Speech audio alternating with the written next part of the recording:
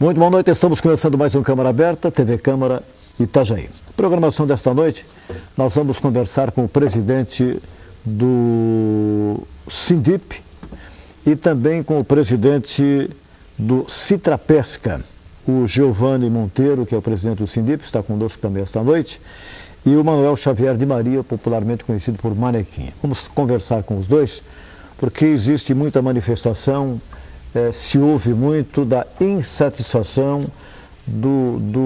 da falta de apoio que eles que trabalham com a pesca não recebem. Né? Cada ano que passa, essas reclamações sempre, cada vez aumenta mais. Me faz lembrar, se eu não me engano, uns 15 anos, talvez um pouquinho mais atrás, numa reunião que aconteceu na Univale, tenho a impressão que até faz mais de 15 anos, talvez uns 20 anos, quando Noemi dos Santos Cruz era deputado estadual. Uma reunião na Univale para tratar da questão pesca. Né?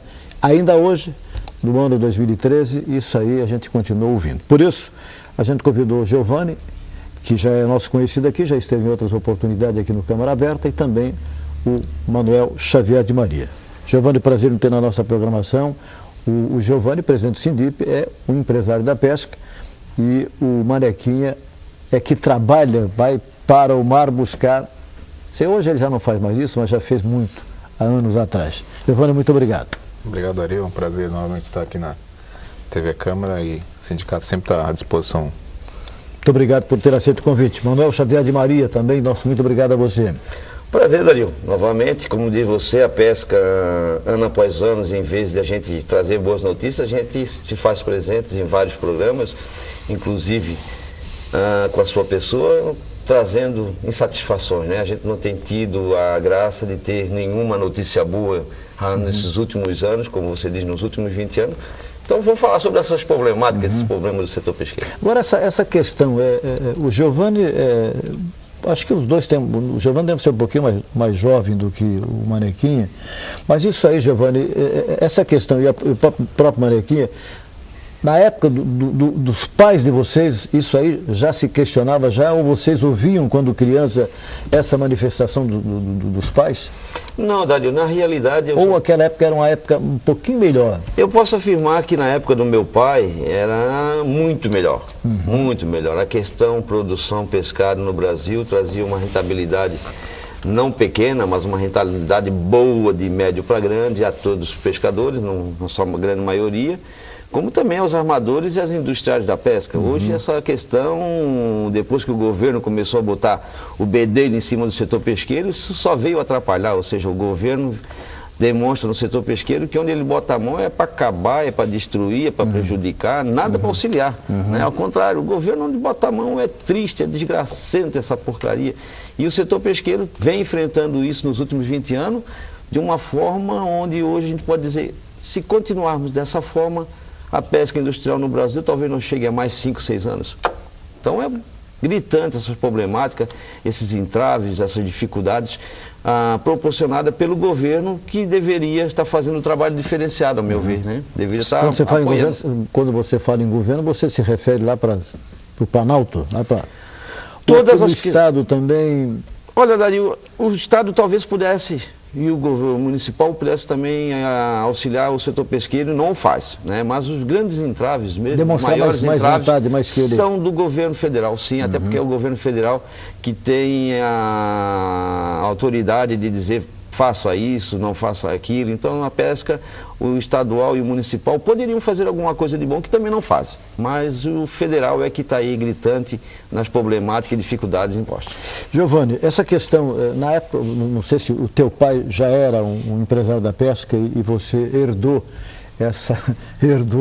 essa sequência, continuando trabalhando desta forma. Naquela época você já ouvia o teu pai falar alguma coisa, ou a coisa era melhor, como diz o Manequinha?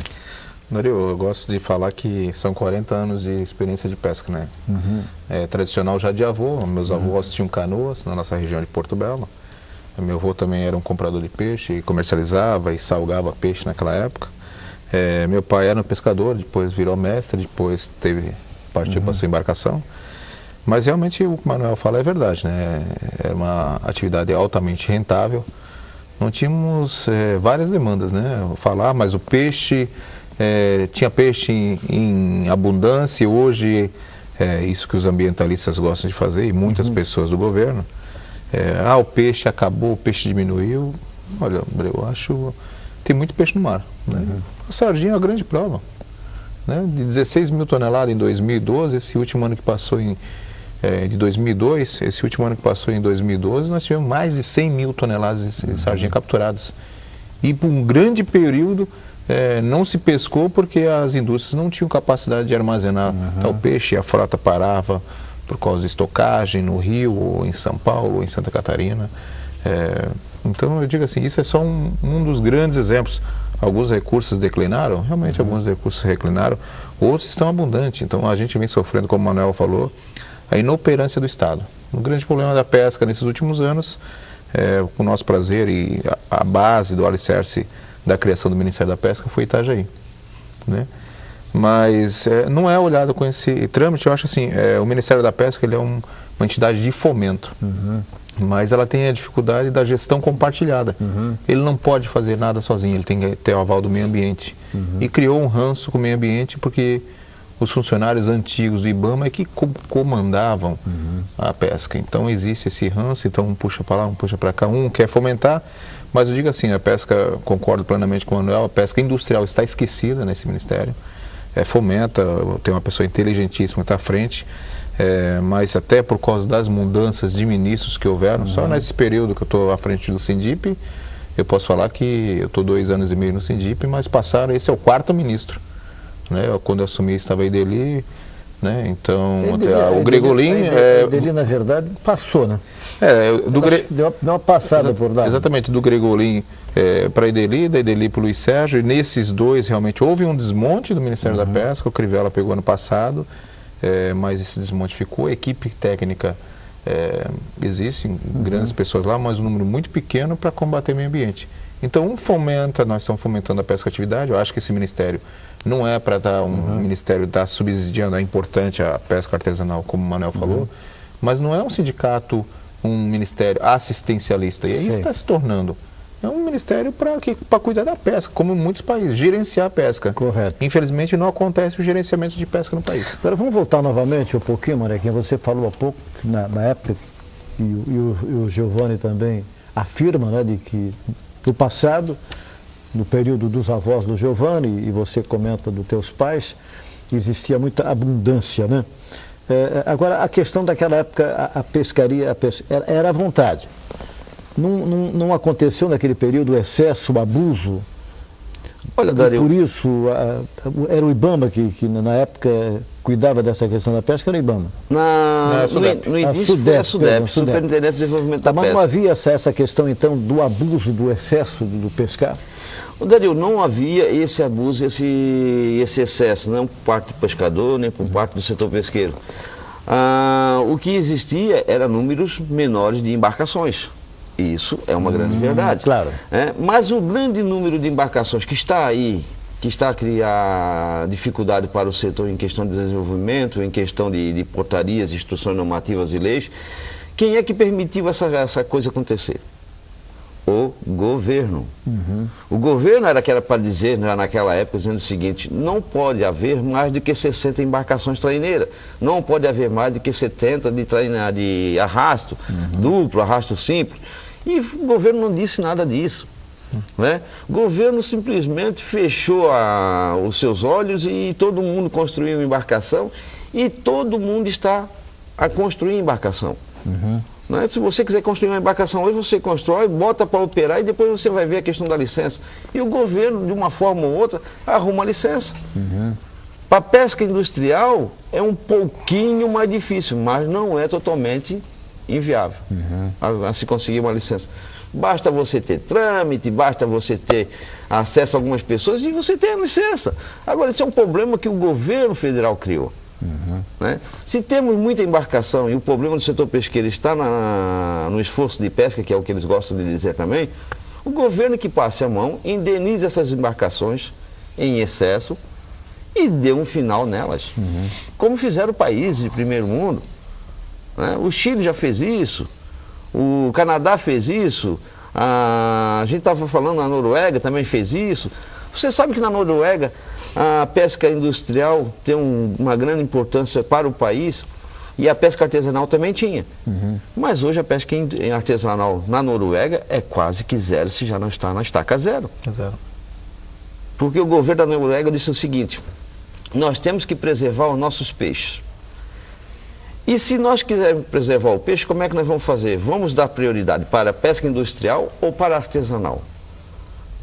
Parei, o pescador tem que sobreviver, vamos capacitar esse pescador artesanal, trazermos eles para a pesca industrial e vamos tirar eles de onde eles estão pescando hoje. Por que o pescador artesanal pesca? Em rios, lagos, próximo da costa, em saída de barra, é onde pesca artesanal, até 30 metros de profundidade, é onde os peixes estão se desenvolvendo, se preparando para verdadeiramente sair para mar aberto. Qualquer tipo de produto se cria nesses estuários, nesses locais. E a Noruega acabou com a pesca artesanal porque disse: aqui a gente não pode mexer. No Brasil é totalmente ao contrário. Você proíbe a pesca artesanal de se desenvolver e você incentiva a capturar dentro de lagoa, de rios, de enseadas, ou seja... E o que acontece na Lagoa dos Patos, né? A maior lagoa nossa. Lá o pessoal pode pegar tainha à vontade. O ano todo, né? Na Lagoa dos Patos, olha só o que é um governo sem noção, né? O que é uma situação de um governo sem preparo, ou então de pessoas que estão nesses órgãos desses governos sem vontade de resolver o problema. Na pesca na Lagoa dos Patos, se pesca a tainha durante o ano todo. Quando a tainha não está nesses estuários, que ela sai para o mar, aí o governo decreta um defeso na Lagoa dos Patos para a tainha para dar o acesso ao seguro-desemprego, defeso para aqueles pescadores. Mas eles param de pescar não é porque o governo decretou, não, eles param de pescar naqueles meses e meio quando a tainha sai do estuário. É quando a gente tem acesso na pesca industrial, que ela está indo em direção para a pesca. Passando por aqui. Passando por aqui. E lá eles decretam um defeso naquela época onde a tainha não se encontra, somente para garantir um dinheiro a mais àquelas pessoas, que, ao meu ver, é um erro nessa situação, nesse questionamento Lagoa dos Patos e pesca da tainha. Ela não tem defeso. Ô, Giovanni, o mesmo questionamento que eu fiz ao Mariquinha na questão de antigamente da fartura de pescar à vontade. Se bem que hoje, você que é empresário da pesca, o material, o equipamento, os barcos todos estão equipados, né, e que dão condições para que vocês possam realizar a pesca com mais facilidade do que era antigamente, né? Essa questão do antigamente e de hoje é mais ou menos a mesma coisa? Não existe o abuso na hora que sai para pescar? Realmente, o que o Manuel falou é verdade. Houve um grande aumento de esforço de pesca. E o que ele fala é uma grande verdade. Desde 83 está proibida a embarcação de camarões no Sudeste Sul. Desde 90 e pouco é proibida a entrada de embarcações de cerco, né? Desde 2007 de emalhe. Então houve a limitação, mas se você correr estaleiros afora, continuam embarcações a serem construídas, né? E eu sempre indago os ministros que passaram, permissões da onde? Né? E às vezes as pessoas do nosso setor não gostam que falem. Permissão de gaveta, criando uma dificuldade para gerar uma facilidade. Então acho que o esforço de pesca tem que ser controlado, como muitos países fizeram. Eu costumo muito estar junto com a comunidade científica e discutir alguns pontos. Realmente o esforço de pesca é grande. Os barcos melhoraram, potencial, captura de pesca. Antigamente se puxava uma rede na mão, hoje existem guinchos, né? Antigamente na tranheira não existia a panga que existe hoje, motorizada, era no remo. Então houve a modernização, sonares, radares, tudo para facilitar o trabalho dos pescadores, o ritmo ganho dos empresários. O que eu falo e bato na tecla é que tem que haver gerenciamento de pesca. E não existe gerenciamento de pesca no Brasil. O gerenciamento é os dois ministérios, se cabe aos dois, né, e ao primeiro, principalmente, a responsabilidade é de gerar pesquisa. Nos últimos anos não existe pesquisa. Nós temos, inclusive, foi pauta da audiência pública, da qual eu estive presente, o Manuel também esteve presente. Quando eu apresentei um vídeo em pleno Senado Público, o senador Paim ficou assustadíssimo. Que mês a mês nós jogamos em torno de 30 mil toneladas de peixe ao mar. Porque uma lei em 2004, em maio de 2004, a chamada IN5 ou AI5 da pesca, ela colocou várias espécies em extinção sem pesquisa. Né? Está em extinção, então vamos colocar, usando um princípio da precaução na lei, vamos colocar listar essas espécies em extinção. Então, e na lei falava o seu artigo 4º e 5º, que falava que em 5 anos teriam que ver planos de manejo do governo junto com a comunidade científica, setor produtivo, para levantar os estoques. Então você vê, 2004, 5 anos, dá 2009. Nós estamos em 2013. 9 anos depois, nada foi feito. Sim, o sindicato, o Sindip, junto com a Univale, tem feito acompanhamento.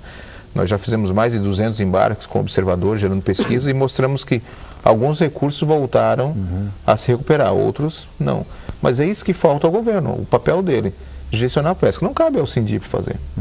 Mas o senso de responsabilidade, aí nós temos que ser, estamos capturando sardinha demais, então temos que pescar.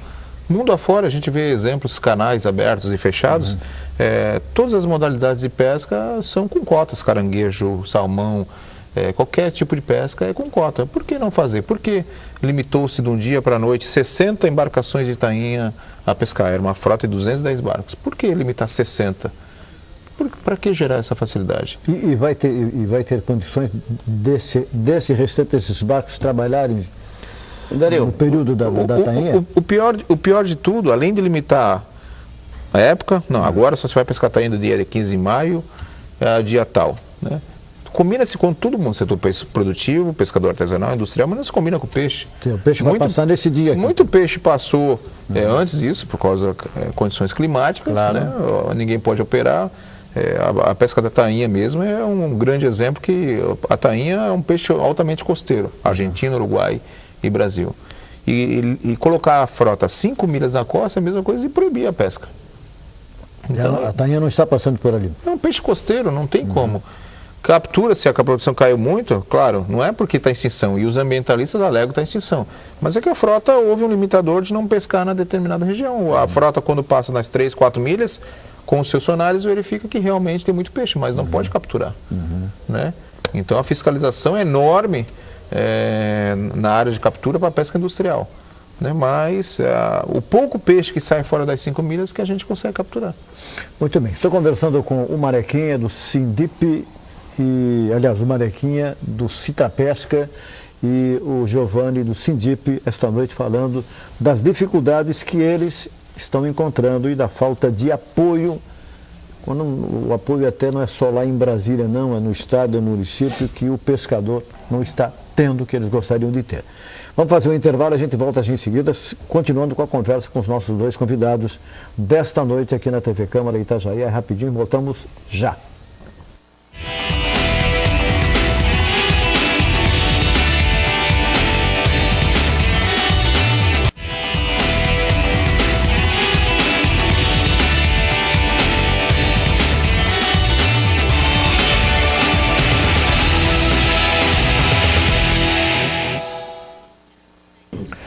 Estamos voltando com o nosso Câmara Aberta, conversando esta noite com o presidente do Sindicato dos Pescadores, que é o Manuel Xavier de Maria, o Marequinha, e dos empresários, dos armadores, o Sindip, que é o Giovanni Monteiro, que está conosco esta noite aqui. Está terminando, está no período, já foi reeleito o Giovanni? Não, o mandato vai até final do ano. Até o final do ano. São os 2 primeiros anos? São 3 anos, mudarão. São os 3 primeiros, né? Com direito à reeleição? Com direito à reeleição, depende dos associados do Sindip. Quando eu cheguei em Itajaí, eu conheci, era o presidente, se eu não me engano, o Perciavalle. Isso. Depois do Perciavalle, o Mum. Depois do Mum, o Xará Dario. E passou para você, então, o comando com sede nova e tudo, né? Ficou muito mais bonito. A questão, então, o Marequinha aqui no intervalo focou muito a questão da Noruega, né? Só que na Noruega o pescado lá é tão abundante assim, porque lá é o salmão, é isso? O bacalhau verdadeiro é o da Noruega, né? Como diz, o verdadeiro. Diz que aquele de Portugal não é o português, não é o verdadeiro, ou o português vende o que vem da Noruega? Vende muito que vem da Noruega também, né, Dario? Na realidade, o Portugal se tornou um dos maiores comerciantes do bacalhau norueguês, ou seja, a Noruega captura, processa, seca e a maior parte quem comercializa são os portugueses. Mas sem antes deixar muito dinheiro para a Noruega. Porque a Noruega tem a pesca como a sua principal economia. Né? Sabe valorizar então o que sai dos mares de lá? Em contrapartida, o Brasil vem fazendo diferente, né? O Brasil vem discriminando os pescadores e o setor pesqueiro em geral, os armadores e a nossa própria indústria, quando toma atitudes... Não tem o que dizer numa atitude de um governo como esse, quando toma dizer, vamos importar camarão, vamos importar panga, que é uma porcaria de pescado colocada à disposição da sociedade. Panga, o que é essa panga? Panga é um tipo de bagre, né, que se cria muito em águas não propícias para se criar animal nenhum, inclusive. E eles criam o panga e enviam para o Brasil. De onde é que vem esse panga? Vietnã, China, vem de um bocado de lugar aí essas. Uma porcaria de um peixe que não tem sabor nenhum, mas que o governo incentiva a sua importação, o camarão, a sardinha enlatada de países, inclusive, que não tem sardinha nos seus mares. Ou seja, é uma avacalhação completa aqui da nossa Brasília para com o setor pesqueiro. E aí a minha indignação com os ministros que passaram, e esse que aí está, Dario, é porque eles têm conhecimento desses problemas todos. Só que nenhum deles quer fazer acontecer o setor pesqueiro de uma forma benigna para o setor pesqueiro no geral, pescadores, amadores, industriais e o próprio povo brasileiro. Mariaquinha e Giovanni, a mesma situação, a mesma manifestação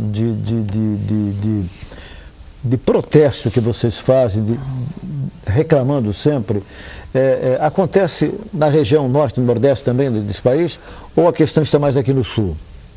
Eu posso dizer que no sul, essa situação tem uma força muito maior do que o norte e nordeste. Até porque a pesca industrial norte e nordeste não é tão evoluída como é evoluída no sul do país, né? Nós pegamos aí o estado de Rio de Janeiro, São Paulo, Santa Catarina e Rio Grande do Sul, nós temos uma pesca bem desenvolvida, e no norte não é assim. Muito pouco é desenvolvida ou quase nada. E aí o pessoal lá também está muito calado. Qual é o peixe que eles buscam mais lá? Onde? Lá no norte e nordeste. No norte e nordeste, você vai desde o camarão até a piramutaba, a pescada. Então os peixes no norte são muitos, Dario. As espécies são muitas. Lagosta tem bastante para lá? Lagosta. A própria lagosta não tem uma frota de primeiro mundo, como a gente poderia dizer que temos aqui no sul. Né? A lagosta lá é mais capturada de forma artesanal, ou seja, é aquilo que a gente estava dizendo. Quanto mais artesanal, mais próximo da costa, quanto mais artesanal, mais agride o meio ambiente, e no Brasil se faz o inverso, se dá prioridade para que os pescadores, os armadores estejam próximo da costa, estejam próximo dos estuários e afete esse estuário e essa fauna enquanto ainda em desenvolvimento. Giovanni, você pegou um período, você falou há pouco aqui, de quantos ministros passaram no Ministério de Brasília nesse período que você está na presidência do Sindip, né? Uma pessoa, o Mariaquinha me parece que numa conversa que eu já tive com ele não pelo menos para nós leigos, a gente via muito aqui em Itajaí o ministro Gregolin, que acabou depois se estabelecendo e passando a morar em Balneário Camboriú, não sei se ainda está ali, participou da eleição passada e tudo. Ainda está. O Gregolin foi, no teu pensamento, nesse período de presidente do Sindip, um dos ministros que mais esteve aqui, mais, pelo menos deu expectativa de que estaria do lado do pescador, ou não era bem assim? Mas não tenho dúvida nenhuma. De todos esses que passaram, não tenho dúvida. O único problema que tivesse, entrávamos em contato, temos uma demanda aqui na nossa região, ele vinha prontamente ao sindicato e resolvia e atendia assim tanto a pesca artesanal, industrial e tanto ao sul como ao norte do Nordeste, embora catarinense, mas ele sempre, isso aí não tem a dúvida, o que ele construiu. E a gente estava com o ministro, infelizmente, me escreveram, uma excelente pessoa, mas há um ano que ele está de ministro, vários convites foram feitos de vir ao maior polo pesqueiro do país. Essa casa aqui também tem que saber. Nós somos o maior polo pesqueiro do país. O que o Manuel falou é isso aí. É concentrada assim, a frota mais moderna. A nossa região. A nossa região. Itajaí, Navegantes, Penha, Pissarras, Porto Belo, Bombinhas. o maior polo pesqueiro, 700 embarcações. As embarcações mais modernas do país estão aqui. Né? O maior polo pesqueiro, as duas grandes enlatadoras, né? 90% do enlatado do país sai daqui, das duas cidades. Né? 80% do pescado processado que vai para o país inteiro são processados nas nossas indústrias. A Itajaí congelado. Em Itajaí e Navegantes. Nas duas cidades. Né? Itajaí e Navegantes. Né? Nós temos a GDC, as enlatadoras e grandes indústrias que nós temos de processamento de pescados, né, congelados. Então, além de ser o maior pesqueiro, industrialmente falando, né? Vocês colocam mais ou menos quantas pessoas hoje, a parte braçal, contando nas indústrias e embarcações hoje, somariam-se quantas? Há 3 anos atrás a gente fez um levantamento do Sebrae e somente dos associados Sindip, o número direto eram 25 mil. 25 mil. Indiretos são 65 mil, Daniel. Olha só. Então nós temos ontem, inclusive, uma reunião, o prefeito de Navegantes e Penha estava no Sindip, mas eu sempre falava que existia um grande tripé, que é o pescador, o armador e o industrial, né? Então, você vê quantas pessoas geram, e fora as pessoas aí vão de estaleiro, pintores, carpinteiros, soldadores, a cadeia enorme, que pescadores, empresários, o caminhoneiro. Né? O envolvimento, tudo quem emprega mais na nossa região, embora hoje, comercialmente, claro, o porto que dá o dinheiro, mas quem emprega hoje na nossa região é a pesca, não tem dúvida. A gente percebe isso, é claro, em uma proporção menor, na movimentação que nós temos no mercado público do peixe de Itajaí, na verdade. Principalmente final de semana. Então vocês entendem que, em função disso, deveria uma atenção maior para a nossa região aqui, dos nossos representantes ou dos nossos políticos em Brasília? Olha, em função disso tudo que vocês falam? Eu digo assim, ó, a questão é política, né? A questão é política. E eu também não vou dizer para você de que eu tenho que elogiar as atitudes de todos os nossos políticos, não. Né? Cada um interpreta de uma maneira. Interpreta de uma forma. Eu acho de que nós temos políticos de força, nós temos políticos ainda de renome no país que estão em Brasília. Nós temos políticos que poderiam nos apoiar e apoiar muito. Mas a gente não vê esse apoio de uma forma como a gente gostaria, não. Eu não vejo, né? Eu sou criticado por dizer a verdade, não aquilo que os outros gostariam de ouvir, né? Mas vamos pegar Paulo Paim. Não é do estado de Santa Catarina, não tem nada a ver com o setor pesqueiro. Depois de vários anos que a gente vem tentando bater em alguém que nos ouça sobre o problema do pescador na questão saúde, na questão aposentadoria, na questão seguro defeso, porque os nossos pescadores industriais chegam a passar 5 meses sem receber um puto de um centavo, né? E o governo não vê isso e os nossos políticos não verem isso. Isso nos deixa com revolta, assim. E só depois de muito tentarmos, a gente foi até Brasília, numa audiência. Quem foi para Brasília? Dia 23 de maio. Tá, mas for aqui de Itajaí, você foi como... O setor pesqueiro em geral, né? Como diz outros, estava lá, uma representação mais ou menos de quantas pessoas? Olha, de todo o país nessa representação. Não, mas só aqui deu umas 70 pessoas. Envolvendo Porto Belo para cá, até Itapema, Penha... Umas 70 pessoas. E estavam lá 250 pessoas do Brasil todo, porque não foi somente Santa Catarina que esteve presente. Mas, e aí a gente tentava de todas as formas pegar um político que nos ouvisse. Poxa, o pescador trabalha várias horas por dia, não tem família, não tem final de semana, é uma atividade sem convívio social, ele merece uma aposentadoria especial, ele merece um seguro defeso, na época que o governo proíbe dele continuar trabalhando, e não tivemos esse apoio dos governantes, dos nossos políticos. Precisou Paulo Paim do Rio Grande do Sul ouvir a nossa história e dizer, meu Deus, isso é uma injustiça enorme. E hoje a gente tem a garantia de que está correndo, não se sabe quando vai ser votada e aprovada ou não essa lei, mas já tem um projeto de lei no Senado Federal, de número 150, de autoria de Paulo Paim, reivindicando aos pescadores todos esses benefícios e todos esses direitos que há. Pensar do próprio senador em conversa com os sindicatos, pescadores amadores, disse, isso é injustiça que tem que cessar. Né? Precisou Paulo Paim ver que os pescados brasileiros estão sendo jogados em alto mar como lixo, não é? E isso chega a um montante de mais de 23 mil toneladas de peixe jogado como lixo. Precisou Paulo Paim ver essa questão e dizer, não, nós temos que resolver esse problema, nós não podemos continuar jogando proteína como lixo. E quem é que patrocina todo esse descarte, todo esse peixe jogado fora? O governo federal, através de quê? De portarias mal estudadas, portarias mal elaboradas, leis mal intencionadas. Eu digo até que é mal intencionadas, porque quando você pega um setor como a pesca industrial e começa a apertar ela de todos os cantos para que ela deixe de existir, ou seja, mal intenção existe sim no meu ponto de vista. Giovanni, o Manequinha fala, né, da questão do trabalhador, do pescador, aquele que sai com a embarcação, vai para o alto mar em busca da pesca e, dependendo do trabalho executado, se fizer uma boa pesca, vai ganhar um pouco mais. E o empresário, onde é que está o dilema do empresário nessa história toda? Os dilemas e as demandas são enormes. Nosso sindicato é composto de armadores e indústrias. Né? A indústria... Está com quantos associados hoje? Estamos hoje com 380 associados. 380 empresários da pesca. Exatamente, indústrias e armadores. Então você veja, né? Existe atividade pesqueira, Ministério da Pesca, lei sancionada da pesca, mas no caso dos empresários e indústrias ainda não é considerado um agronegócio, embora seja voltado à pesca. Como ela é ligada ao agronegócio, ela tem que ter igualdades com outras indústrias, né, como o suíno, o bovino, todas as outras proteínas animais. Então, PIS/COFINS, a gente não tem a igualdade.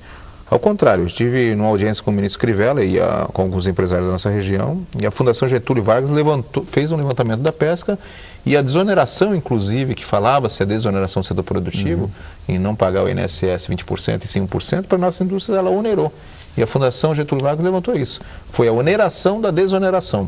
Então, as nossas indústrias acabaram pagando mais impostos. Né? Na atividade pesqueira, as restrições de pesca. Nós estamos hoje com um grande entrave. Nossas indústrias sofrendo por causa da importação demasiada de produtos acabados do exterior, principalmente do Vietnã, China, de que qualquer trabalho lá, se você for analisar com a comissão lá, qualquer criador de peixe, isso vai ser tratado no Brasil como trabalho escravo. Crianças trabalhando, trabalho escravo trabalhando 20, 30 horas, sem condição nenhuma, alojamentos, né, do que mora, qualquer isso no Brasil vai ser trabalho escravo. Então nós temos que competir com isso. Né, com salários que eu sempre falo, de 100 a 200 dólares. Né, então é inadmissível competir. Ainda grande parte dos recursos nós temos que jogar fora, né, peixes descartados, porque as legislações são erradas.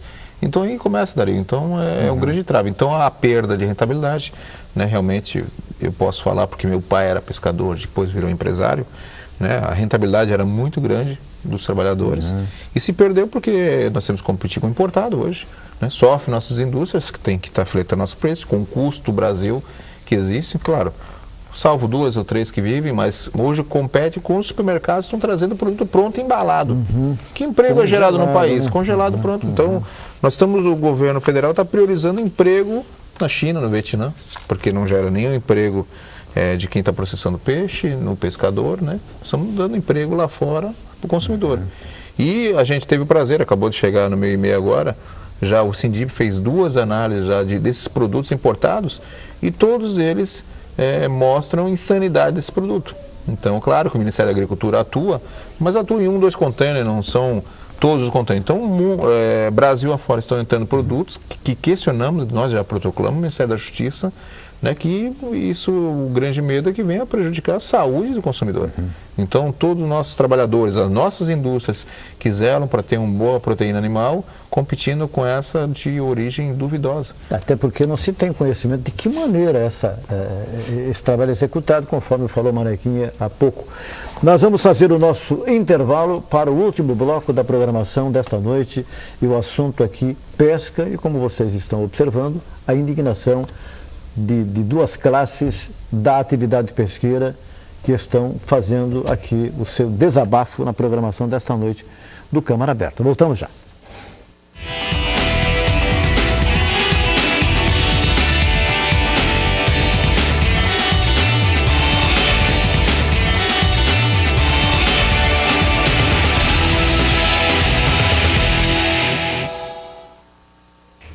Muito bem, estamos voltando com o nosso Câmara Aberta, conversando com o Giovanni do Sindip e o Manequinha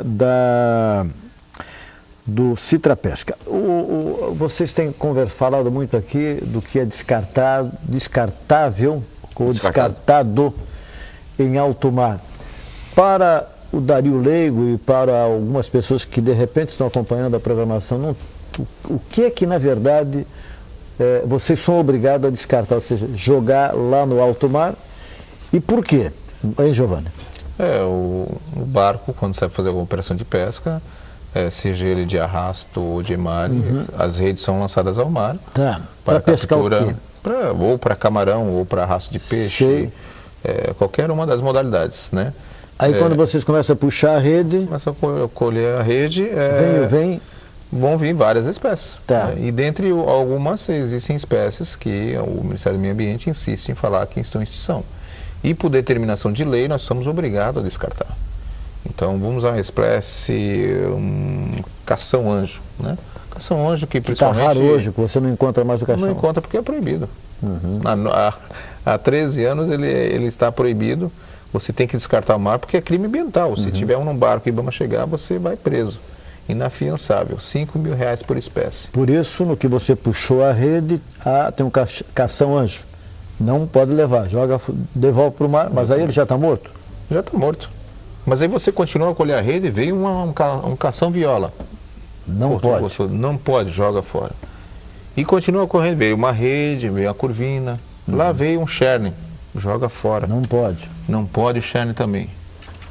Então, essas restrições fazem aumentar o custo operacional de toda a operação, elimina o ganho do pescador, elimina o ganho do armador, né, jogam toda essa cadeia, né? Então, esse que é o descarte. E o que o senador Paim, o Manuel falou no último bloco, o senador Paim, quando viu esse vídeo que nós mostramos com observadores credenciados pela Universidade do Vale do Itajaí... Esse vídeo vocês mostraram de que maneira esse peixe estava chegando e... jogando Nós mostramos o lance do barco, que, como já falei, mais de 200 viagens já, junto um convênio com a Universidade do Vale do Itajaí. Terminando essa pescaria, o que vem o lance, o peixe vem morto já, e aí esse peixe tem que ser descartado do mar, causando aí sim um maior impacto, porque você está jogando um país que tanta gente passa fome, né? Jogando alimento fora, proteína animal riquíssima, porque todos sabem que nós não vendemos peixe, nós vendemos saúde.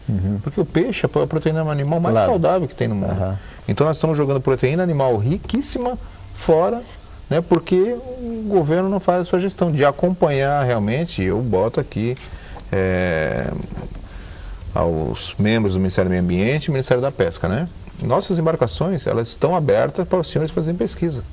Isso é importante, o sindicato tem nós temos essa visão de fazer pesquisa. Então acompanhe nossos barcos, vamos gerar a verdadeira pesquisa, falar a verdade para a sociedade. Esses recursos recuperaram, nós temos que usufruir e ter a benfeitoria para combater contra importado, para ter um ganho, porque se está em extinção, Dario, então tá bom, nós não vamos pescar, como o Manuel falou, se tem áreas de berçários, criadores, a gente respeita, eu mesmo tenho uma particularidade que eu acho que toda a frota industrial ela deve obedecer 3 milhas da costa, porque os peixes estão se criando nos berçários, em terra que nós usamos, né? Então, esse é o grande entrave que a gente fala. Agora, se o recurso não está, então para que insistir, né, em proibir se o recurso não está em extinção? A questão toda é a seguinte, né, Mariquinha? O que vocês, já que vocês não saíram lá para pescar o cação-anjo, que é um peixe muito gostoso, bem preparado e que hoje, infelizmente, você não encontra, né, para ser comercializado. O que vocês questionam é o seguinte: já que veio na rede, o cação-anjo e mais outros peixes que estão proibidos a pesca, então por que devolver, por que não trazer então para a terra e fazer doações? É isso que vocês questionam? Doação ou então a venda a produto a preço mais barato, né, Dario? Ou então, tem uma maneira fácil de resolver isso. Tolerável. Os técnicos de Brasília, do MMA e do MPA, poderiam resolver esse problema numa facilidade muito grande. É só esses técnicos que são inteligentes, ensinar os peixes a ler, né? E depois a gente coloca nas redes, nos petrechos de pesca, o tipo de peixe que não pode cair ali naquele petrecho. Não pode chegar na rede. Esses técnicos são inteligentes, poderiam resolver esse problema facilmente. É só ensinar os peixes a ler. Né? Caso contrário, esses caras estão criando problema com o pescador, amador, industrial, e até mesmo se a minha avó ainda fosse viva, ela morreria de desgosto. Porque o peixe que ela mais comia mesmo com vontade era a viola desfiada, né, ensopadinho de viola, e aí ela já teria morrido de fome porque há muito tempo já não se pode trazer a viola também está proibida. A viola está proibida também. E o problema maior que esses caras estão criando? Sem estudar, sem analisar, sem ver os problemas que isso está ocasionando, a nossa costa já está com uma população enorme de baratas do mar. O que é isso? Baratas do mar é um tipo de barata mesmo, que temos no oceano, e de que seria o urubu, né, que nós temos em... A barata porcaria de terra, que a gente tem tanto nojo que quer matar, está tomando conta um outro tipo de barata do mar. Essa barata já existia em pequena quantidade. E agora ela está em grande quantidade. Por quê, Dario? Porque o descarte é tão grande, né? A facilidade de alimentação é tão grande de que essa espécie já está tomando conta da nossa costa, desde o Rio Grande do Sul até o Espírito Santo, que são as nossas áreas de pesca. E esses caras não dizem nada, ninguém diz nada. Quando a gente faz o questionamento, e a barata do mar que hoje não se encontrava em tal local, hoje já está em grande número, em tal local não existia, já tem grande número, e é devido ao descarte, o que é que vocês vão fazer para controlar essa questão da barata do mar? Ah, não, isso daqui a pouco elas somem. Não, elas não vão sumir. Enquanto tiver fartura de alimentação, tudo só tende a aumentar a sua população. Vocês imaginam quantas toneladas de peixe vocês descartam, mais ou menos, Giovanni? Computando toda a frota industrial, aí não vamos falar só de Santa Catarina, mas porque até a nossa frota ela é permissionada para operar toda a região Sudeste-Sul. Então, computando os barcos de Rio Grande, São Paulo e Rio de Janeiro, a gente chegou a um cálculo aí de 25 a 30 mil toneladas por mês. Nossa! Por mês. Não é pouca coisa, não. É muita coisa. Muito alimento que poderia chegar ao preço. Essa rentabilidade do nosso pescado, até baratear, custear também o produto ao consumidor também, né? Porque você está descartando, está jogando fora a proteína. Se você tem esse ganho, você teria mais rentabilidade, automaticamente outros peixes poderiam ser, inclusive, mais rentáveis à população. Naturalmente, não é só as baratas, essa tal de barata que você fala, que consome. Outros peixes também se aproveitam dessa situação para se alimentar também, né? Eu acho que a sobra mesmo fica com a barata, né? Mas aí a gente está dizendo, e vamos deixar frisado para a população e os telespectadores, é o seguinte: nós não estamos falando em 25 toneladas. Nós não estamos falando em 25 toneladas, nós estamos falando em 25 mil toneladas. Né? Não é um caminhão de peixe, são 1000 caminhões de peixe. Que poderia ser comercializado. Que poderia ser comercializado, já poderia ser utilizado. Comercializado e trazido vantagem não somente ao pescador, mas como ao amador, à indústria e ao próprio consumidor brasileiro. Porque se o governo quer peixe mais barato, como é que ele pode querer peixe mais barato quando ele incentiva o descarte num montante desse, que poderia estar sendo colocado à disposição da população? É por isso, Giovanni, você que é empresário e o Marequinha que é pescador, já faz tempo que ele não pesca também, né? Nem de caniço ele faz isso mais, mas é por isso que a gente tem a mania de dizer, mas não dá para comprar o peixe é caro. É exatamente por isso? É exatamente isso. A gente viu exemplo hoje, às vezes algumas pessoas reclamando, poxa, por que a tainha ficou tão cara esse ano? Exatamente isso. Primeiro, limitou a frota. 200 barcos poderiam pescar, hoje são 60. Né? Já diminui. É menos peixe para ser comercializado. Se você impõe uma posição de data e de área para pescar, acabou-se. Então, cada vez vai ficando mais caro. Então, o plano do governo de botar alimento barato, pelo menos com a pesca, ela acaba se revertendo nesse entrave todo. E pela experiência, vocês garantem que se desse liberdade para vocês, a tainha não acabaria nunca? Porque chega um ano que dá muito mais, outro ano dá muito menos. Mas aí o problema é peixe, o problema é questão climática, E a prova de que a gente dá, Dario, é que antes de alguém iluminado dizer que só pode ser 60 embarcação, todas elas estavam autorizadas. E a tainha já se captura há mais de 50 anos. E não faltou até hoje. E a tainha não acabou. Então quer dizer que esse problema não existia. Ou seja, isso foi um problema criado para favorecer ou então para facilitar a vida de alguém, que não foi nem do pescador, nem do amador, nem da indústria. Né? E isso foi também um fator criado para trazer problema para a população, porque se nada for feito, a pesca artesanal também não vai capturar grandes cardumes de peixe. A artesanal não vai. Se a artesanal não vai capturar, Nunca mais o pobre que gosta de tainha vai comer tainha, porque a R$7 sem ova e R$12 com ova, pobre mesmo não vai comer tainha de jeito nenhum. E tende a se criar o que nos próximos anos? Elevação do preço da tainha. Só em demonstrativo da tainha. Agora, governo que quer trabalhar bem, como você disse, se tem problema com 60 embarcações ou 200 embarcações, quem foi que deu essa coisa chamada licença? Foi o Dario Silva assinou? Foi o governo federal que deu. É ele que tem que resolver. Então tem demais, tira-se o excesso. Mas se pague por essas que estão saindo. Não foi ele que autorizou. E não houve financiamento, desculpa, Manuel. E também não houve financiamento do governo. Que todo mundo... Você colocou dinheiro teu. Todo mundo botou seu dinheiro. Então se o governo tem embarcação demais, e nós já propusemos isso, está cheio de pessoas que trabalham para ONGs, WWF, Sea Shepherd, Greenpeace, dentro do Ministério do Meio Ambiente. Né? E eu já falei isso abertamente no meio ambiente. Arrumem dinheiro, indenize a frota. Vamos reduzir a frota, 20%, indenize. Agora, mas vá ao armador e pague o quanto vale a embarcação. Essa restrição, essa conduta de uma fiscalização, vamos dizer assim, uma fiscalização mais rígida em cima de vocês, acontece só aqui nesse país ou vocês têm conhecimento, Giovanni e Mariquinha, em outros países o Brasil foi lá copiar deles? Muitas pessoas não entendem, Dario, mas todas as nossas embarcações, as embarcações de pesca industriais, elas são monitoradas. O governo, ele sabe onde está cada embarcação, hora a hora é emitido. Nós temos o chamado o programa PREPS, então o governo sabe aonde está cada embarcação, a que hora, a que momento, em que latitude e longitude. Se um barco teu sair para o mar, ele está sabendo onde é que está. Eu acompanho e o governo também. Você é obrigado a comunicar também?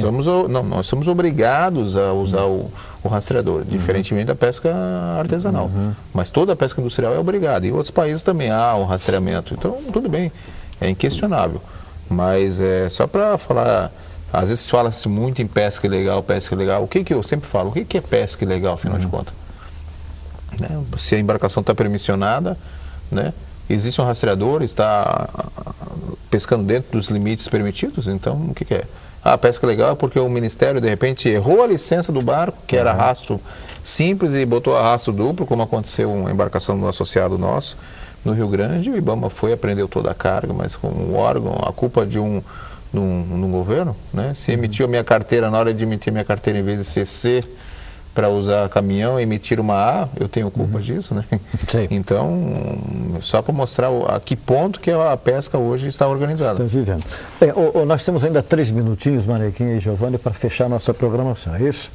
Então eu queria que vocês resumissem, tanto você, empresário, como o Mariquinha, presidente do Sindicato dos Pescadores, do Citapesca, essa viagem, essa ida a Brasília, que o Mariquinha, inclusive, né, me telefonava de quando em vez lá de Brasília para me passar as informações.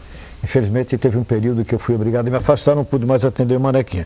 Mas em resumo, o que trouxe de positivo, ou ainda existe uma expectativa do que vocês foram lá em Brasília conversar, de que possa trazer um retorno? Olha, Dario, da parte dos pescadores, a gente pode dizer de que a questão do PL 150 apresentado pelo senador Paulo Paim foi um avanço de que a gente espera que dê fruto, né? Da parte do setor pesqueiro em geral, eu posso dizer de que tudo que o IBAMA e tudo que o MPA publicou nos últimos 20 anos foram só entraves e só porcarias e ainda estão valendo. E aí eu digo para ti assim, só tem uma maneira de a gente resolver a questão pesca, MPA, MMA e pescador. Vamos parar? Para 30 dias, pessoal. Vamos convocar os armadores industriais para parar 30 dias. Porque todas as proibições que estão hoje, o setor pesqueiro não vai ter como sobreviver. E todo o setor vai falir. Então, antes que a gente vá para o fundo do poço, convidar o setor pesqueiro para paralisar as atividades por 30 dias, enquanto não resolver o problema, essa possibilidade pode acontecer? Pode existir isso? Da minha parte existe e é grande, né? Agora, nós estamos também, junto com o sindicato do Sindip, tentando convencer os outros estados a também entrar nesse movimento. Não adianta Santa Catarina sozinha entrar no movimento desse e ser penalizado só ela, né? Então, se os outros estados... Só não dá. Sozinho não. Giovanni, o resultado para você, empresário? Nós, só continuando o assunto do Manuel, nós já fizemos isso em 2008, né? Nós fechamos o Rio, Eu acho que realmente, e por acaso acontece isso no país, nesse exato momento, reivindicações, eu acho também que é a alternativa que teríamos que fazer. Eu concordo com isso, eu acho que quanto à audiência seria pública... Seria um alerta, uma luz vermelha, olha, estamos aqui. Eu acho que a audiência pública, olhando de um lado assim, resultados trouxe, ainda não. Mas acho que foi positivo. Pela primeira vez nós estivemos naquela casa, no Senado, e mostrando as indiferenças e que não estamos contentes. Com tudo isso, as indústrias sendo penalizadas, com importação de pescado, com benefícios fiscais, os armadores também a mesma coisa, os trabalhadores a mesma coisa, mas nós alertamos, e alertamos no senador, que está muito atuante, então acho que é sensibilizar os políticos dessas demandas que tem que acontecer. Porque, como eu nasci nisso, Dario, eu confio muito, e eu confio muito na pesca, eu acho que a gente tem tudo para dar a volta, junto com a comunidade científica, governo, tudo junto, um grande pool, e ver o que a gente pode fazer para não acabar a pesca. E eu acho que a pesca nesse país não acaba porque a gente não avançou muito tecnologicamente com outros países. Então, acho que esse é um grande sacado do Brasil. E eu acho que lideranças à parte, como o Manuel, eu acho que à frente dessa casa, como outros que já passaram pelo sindicato, como eu sempre gosto de terminar a palavra do presidente, tudo isso a gente faz porque a gente ama a pesca. Agora, o importante é que o Maneca fez a citação apenas de uma pessoa aqui, de um político, Paulo Paim, do Rio Grande do Sul. Vocês não tiveram essa mesma busca, essa mesma disposição, procurando ajudar vocês, sem citar nomes, esses que nós colocamos lá em Brasília? Eu não. Eu posso dizer que eu não. Do Estado... Sem citar nomes. Não, nós temos um grande apoio, eu prefiro até citar nomes. Na audiência pública, o Gregolin esteve presente e contribuiu muito para a audiência pública. Ex-ministro, e acabou contribuindo muito. Mas o Gregolin já não é mais político. Mas ele teve como convidado e eu acho que contribuiu muito para o discurso, para o debate. E nós temos um grande secretário de Agricultura, o João Rodrigues, que além do Estado ainda dá apoio junto ao governador, Raimundo Colombo, e também teve presente na reunião, e os pleitos que a gente leva ao Estado, ele sempre... Fora isso, é uma grande bancada que nós temos no Estado. Não tomou conhecimento de vocês. E Décio Lima também é outro também. Eu já cito os nomes, então são os três praticamente que Décio também sempre atende o setor produtivo. Muito obrigado a vocês, agradeço a gentileza de estar aqui. Infelizmente, cada vez que a gente conversa, não é uma conversa que dá assim uma expectativa de que a coisa está melhorando. Muito pelo contrário, ou estagnou ou começa a ir de ré. Muito obrigado, Giovanni, foi um prazer tê-lo aqui mais uma vez. Obrigado, Dario. O Sindip se reúne todas as... No sindicato nós estamos reuniões de diretoria mensalmente, e aí as câmaras estão deliberadas a fazerem reuniões a hora que elas quiserem. Nós estamos subdivididos em várias câmaras de indústria, pesca de várias modalidades. Muito obrigado. Manequinha, muito obrigado a você também. Eu que agradeço a oportunidade mais uma vez, cedida ao Citrapesca e aos pescadores, de dizermos, olha, está na hora de a gente começar a pensar no movimento